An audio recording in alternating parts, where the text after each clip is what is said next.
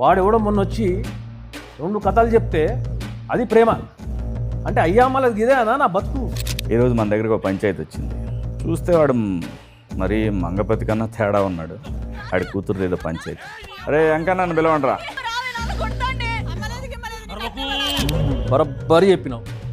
నేను గలీజ్గాడిని,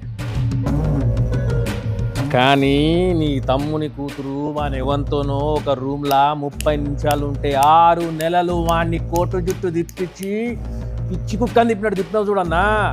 గట్లాంటోడు నా కూతురుకు లైన్ వేస్తే నా కూతురు వాడిని పెళ్లి చేసుకుంటా అంటే మరి నేనేం చేయాలన్నా చెప్పు, నువ్వే చెప్పనా. చిన్నప్పుడు ఇంట్లో టీవీ లేదని పక్కింటికి పోయి తొంగి టీవీ చూస్తూ ఉంటే నా బిడ్డ గట్ల గలీజ్గా చూడొద్దు అని చెప్పి లోన్ తీసుకుని మరి కలర్ టీవీ కొన్నా అన్న. మరి ఎందుకు ఆ పని చేసిన? పొలం మీద పురుగులు పడితే మందు కొట్టాలా, మన ఇంట్లో అమ్మాయి ప్రేమలో పడితే వాని మీద యాసిడ్ పోయాలి. అది ఒక్కటే మా కాడ. యాసిడ్ డబ్బా తీసుకురాపో మీద పోసుకో. ఇంకొక యాంగిల్ ఆలోచిస్తే బాగుంటుందేమో. నా గురించి అంత ఆలోచించాలి. నన్ను అడిగితే నేను చెప్తుండే కదా. మజాక్ చేస్తుండాడు. నువ్వు నా జాగాలో ఉంటే ఇట్లా చేస్తావన్నా మంగపతి ఊపుకుంటాడా?